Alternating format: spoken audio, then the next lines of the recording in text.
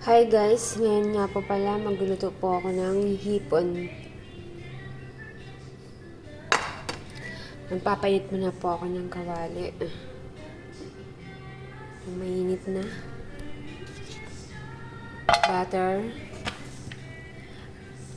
Tunawin ko lang po yung butter. Konti lang po yung butter na nilagay ko kasi konti lang din naman po yung hipon.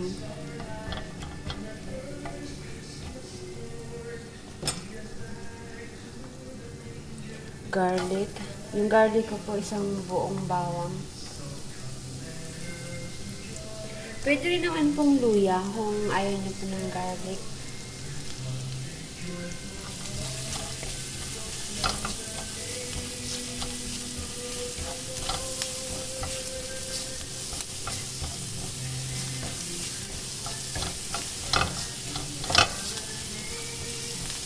I-gold ko lang po ito.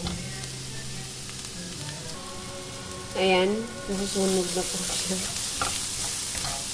Mabilis po kasi masunog ito pag butter.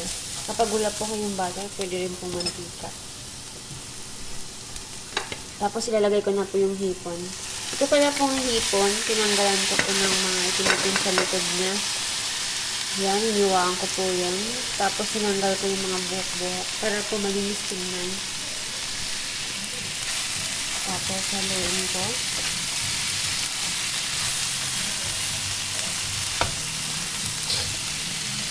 Hindi ko po ito tatakpan.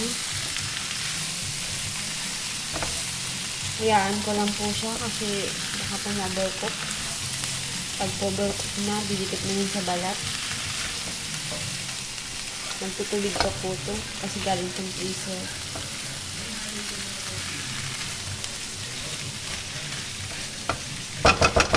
Hinaan ko lang yung apoy niya. Ayan.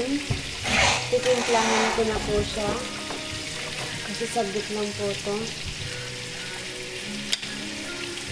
Ajinomoto.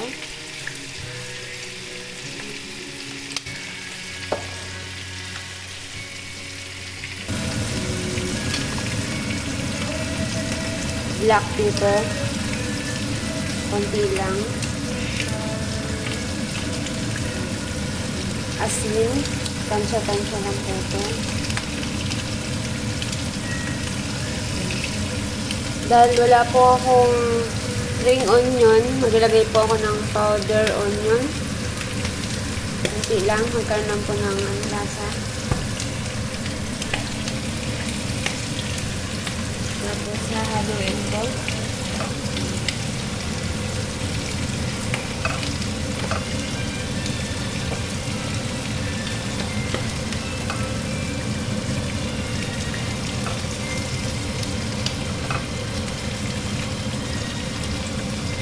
Magkaroon naman po siya ng kunting kulay. Lalagyan ko po siya ng daw ng sili para naman may kulay. Pero wala nga po akong onion ring.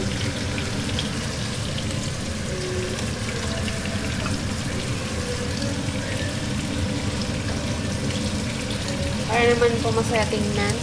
May gulay. May green. Daw ng sili po yan. Kinuha ko po yan sa bakuran. Kasi may tanim pa akong sili. Kaya ilagyan ko ng daw ng konti. Para naman kahit paano, may kulay po yung hipon. Ayan. Hihintayin ko na lang po yan maluto.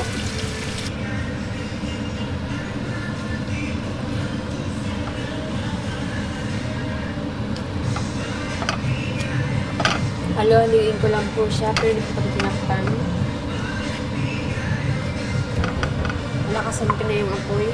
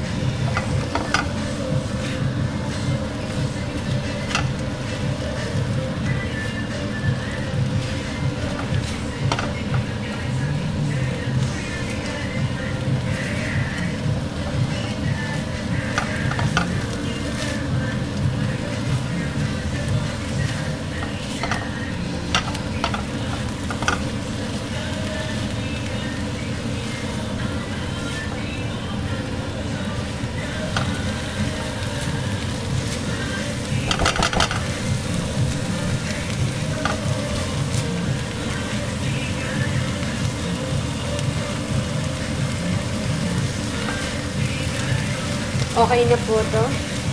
Ilagay ko na sa lagayan. Ito na po guys, yung ginisang hipon with butter. Thank you po.